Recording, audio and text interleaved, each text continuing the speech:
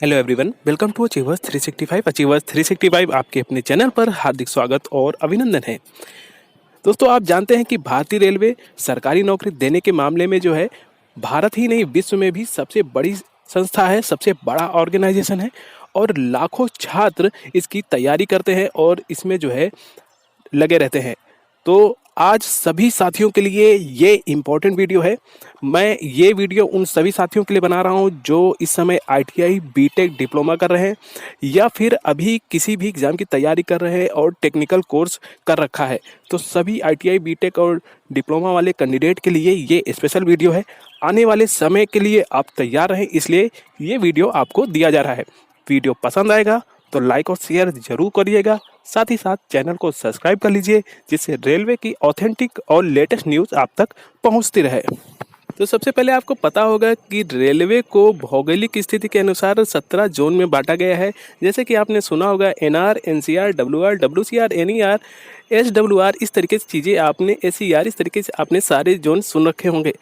इसके अलावा आपको ये भी पता होगा कि रेलवे कुछ आरआरबी बोर्ड भी हैं। तो रेलवे के 21 आरआरबी बोर्ड हैं। एक आरआरबी बोर्ड में एक या दो जोन के या फिर कभी कभी 3 जोन के कैंडिडेट भी लिए जाते हैं। जैसे आप आरआरबी इलाहाबाद की बात करेंगे तो यहाँ पर जो है रेलवे से रिक्रूटमेंट जब होता है तो एनआर और एनसीआर दोनों जोन के कैंडिडेट आ जाते हैं। इसी तरीके से जब आप आरआरबी मुंबई जाएंगे तो वहाँ पर डब्ल्यूआर, डब्ल्यूसीआर और यहाँ तक कि एससीआर की वैकेंसीज भी आ जाती हैं। तो इस तरीके से जोन में बांटा गया है। अब बात आती है कि रिक्रूटमेंट कैसे होता है। तो ये सेंट्रलाइज रिक्रूटमेंट होता है। कहने का मतलब है कि एक सेंट्रलाइज नोटिफिकेशन निकाला जाता है आरआर, और उस सेंट्रलाइज नोटिफिकेशन के द्वारा आप जो है ऑनलाइन अप्लाई कर सकते हैं किसी भी एक आरआरबी बोर्ड से। यानी जब आप एलपी टेक्नीशियन के लिए अप्लाई करेंगे तो किसी एक आरआरबी बोर्ड से ही अप्लाई कर सकते हैं। तो जैसे कि आपने अप्लाई कर लिया डब्ल्यूआर से, तो डब्ल्यूआर के अंतर्गत जितनी भी वैकेंसी आएंगी उस पर आप एग्ज़ाम देकर फाइट कर सकते हैं। इस तरीके से इसका रिक्रूटमेंट निकाला जाता है। तो आप जिस भी क्षेत्र में रहते हैं, जिस भी एरिया में रहते हैं, जिस भी स्टेट में रहते हैं, उसके अकॉर्डिंग आप अपना अगर आरआरबी जोन चुनते हैं तो आपको जो है काफ़ी सुविधा रहती है। लेकिन कभी कभी कैंडिडेट जो है कट ऑफ और वैकेंसी को देखकर भी आरआरबी जोन अपना चुन लेते हैं।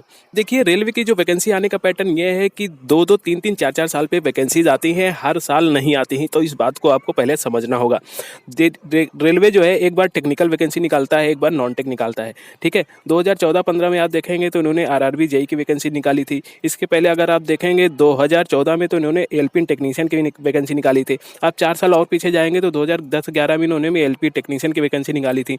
2015-16 में अगर आप देखेंगे तो NTPC, non technical popular category की इन्होंने जो है पोस्ट निकाली थी। फिर जब आप 15-16 के बाद जो 18 में आएंगे तो 18 में आप देखेंगे एलपी टेक्नीशियन और इन्होंने ग्रुप डी की वैकेंसी निकाली थी। लेकिन उसके बाद तुरंत ही 2019 में, अब यहाँ पर इन्होंने 2 साल का गैप नहीं लिया, 3 साल का गैप नहीं लिया, यहाँ पर तुरंत ही 18 के बाद 2019 में वैकेंसी निकाल दी, क्योंकि इलेक्शन था।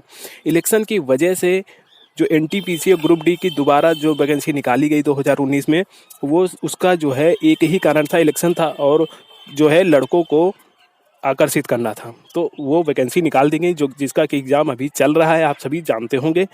तो वो वैकेंसी निकाली गई। अब देखिए, आपको हम बताते हैं कि एलपी एंड टेक्नीशियन की 2018 में जो वैकेंसी आई थी उसका हाल क्या है और नई वैकेंसी इस समय कब तक आने की संभावना है। तो अब यहाँ से बिल्कुल ध्यान से सुनिएगा। जो 2018 में एलपी एंड टेक्नीशियन की वैकेंसी निकाली गई थी उसमें जो है अभी भी रिक्रूटमेंट चल रहा है। रिक्रूटमेंट चल रहा है कहने का मतलब ये है कि अभी भी कई जगह पर जो है उनकी ट्रेनिंग कंप्लीट नहीं हो पाई है और मेन पैनल के कैंडिडेट अभी ट्रेनिंग पर हैं। तो अभी उनको पूरी तरीके से ड्यूटी पर भेजा ही नहीं गया है। इस वजह से अभी आप देख रहे होंगे कि बहुत ही ज़्यादा रेलवे में डिमांड दिख रही है आपको। और दूसरी बड़ी बात आप ये भी जान लीजिए कि रेलवे के बहुत सारे वेटिंग कैंडिडेट भी अभी एलपी टेक्नीशियन में बचे हुए हैं, जो लगातार जो है डिमांड रख रहे हैं कि हमें जो है मेडिकल करा लिया गया है तो हमें भी जो है रेलवे की सेवा करने का मौका दिया जाए, और उनकी डिमांड जायज़ भी है। अब देखिए, रेलवे ने अभी आप जानते हैं कि कोविड की वजह से अपना संचालन जो है सीमित कर दिया था और बहुत ही कम ट्रेनें चल रही थी। लेकिन अब जाकर उन्होंने संचालन को फिर से दुरुस्त किया है और ट्रेनों का संचालन फिर से शुरू हो चुका है। तो उस वजह से डिमांड पहले से ज़्यादा अब क्रिएट हो रही है, और यानी कि रनिंग स्टाफ और जो है ऑपरेटिंग कैटेगरी की बोले या फिर टेक्नीशियन के लिए बोले, तो इनकी सबकी डिमांड जो है अचानक से अब बढ़नी चालू हो गई है। तो ये डिमांड आप देखिए 6 महीने में बढ़कर पीक पर आएगी। मतलब ये साल जो है अगले 6 महीने में ये डिमांड बढ़कर अपने पीक पर आएगी और ज़्यादा से ज़्यादा यहाँ पर एम्प्लॉयज़ की ज़रूरत पड़ने वाली है। जैसा कि आप 2022 में देख रहे हैं, आरआरबी एनटीपीसी का रिक्रूटमेंट चल रहा है। सीबीटी 1 का रिजल्ट आ चुका है, सीबीटी 2 के एग्ज़ाम की तैयारी है।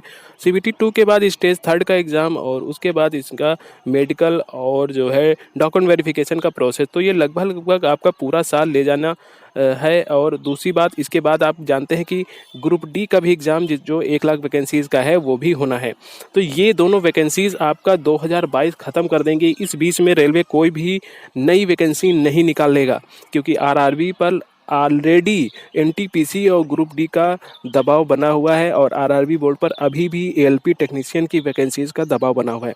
तो ये रिक्रूटमेंट, नया एएलपी टेक्नीशियन का रिक्रूटमेंट 2022 में अगर आपको कोई बता रहा है तो आपको सिर्फ मूर्ख बना रहा है। 2022 में एएलपी एंड टेक्नीशियन का रिक्रूटमेंट संभव नहीं है। अब मैं बताता हूँ आपको एएलपी एंड टेक्नीशियन का रिक्रूटमेंट कब आ सकता है, और ये आप जान लीजिए कि ये आना ही आना है। तो अपने टेक्निकल दोस्तों से यही कहना चाहेंगे कि एएलपी एंड टेक्नीशियन की वैकेंसी के लिए आप जो है पहले से ही तैयारी शुरू कर दीजिए। अगर अभी तक आप बिल्कुल भी तैयारी शुरू नहीं की है तो अभी आपके पास 1 साल का मौका है, क्योंकि ये वैकेंसी आपको देखने की मिलेगी मार्च अप्रैल 2023 में। 2023 में मार्च अप्रैल में ये वैकेंसी का नोटिफिकेशन आपको वेबसाइट पर ज़रूर देखने को मिलेगा। और आप ये भी जान लीजिए कि जो मैकेनिकल और इलेक्ट्रिकल से कोई टेक्निकल कोर्स कर रखे हैं उनके लिए एलपी के लिए वैकेंसी बेस्ट रहेगी। दूसरी बात, अगर आपने इससे संबंधित और अन्य आईटीआई कोर्स कर रखे हैं तो आपको टेक्नीशियन में ज़बरदस्त तरीके से मौका मिलेगा। अब देर ना करते हुए अपनी तैयारी को बिल्कुल शुरू कर दीजिए, दुरुस्त कर दीजिए। और जो लोग ऑलरेडी पहले से तैयारी कर रहे हैं उनको तो कहने ही क्या, उनके लिए तो जो है गोल्डन अपॉर्चुनिटी आपको 1 साल बाद मिलने वाली है। अगर आप अभी भी एनटीपीसी के एग्ज़ाम में व्यस्त हैं तो आपके लिए एनटीपीसी बेस्ट रहेगा। ये वीडियो उन कैंडिडेट के लिए था जिन्होंने बिल्कुल भी अभी प्रिपरेशन नहीं करी है, जो बिल्कुल ही फ्रेशर कैंडिडेट हैं और कोई टेक्निकल कोर्स कर रहे हैं और आगे भविष्य में संभावना तलाश रहे हैं। तो ये वीडियो आपको कैसा लगा ज़रूर कमेंट करके बताइएगा। साथ ही साथ आप हमारे चैनल को ज़रूर सब्सक्राइब कर लीजिए, जिससे रेलवे की लेटेस्ट और ऑथेंटिक इन्फॉर्मेशन आप तक पहुंचती रहे। इसके अलावा आपको यूपीएससी से संबंधित वैकेंसी की न्यूज़ भी यहां पर दी जाती है, इसलिए चैनल को सब्सक्राइब कर लीजिए। ये था आज का वीडियो। ये वीडियो कैसा लगा कमेंट करके ज़रूर बताइएगा। साथ ही साथ अगर कोई क्वेरी है, कोई क्वेश्चन है तो आप कमेंट में पूछ सकते हैं, और हमारे ईमेल पर भी आप क्वेरी या क्वेश्चन का जवाब पा सकते हैं। तो हमसे जुड़ने के लिए धन्यवाद। मिलते हैं आपको नए वीडियो में नई इन्फॉर्मेशन के साथ। तब तक के लिए गुड बाय। अपना ख्याल रखिएगा, चैनल से जुड़े ज़रूर रहिएगा।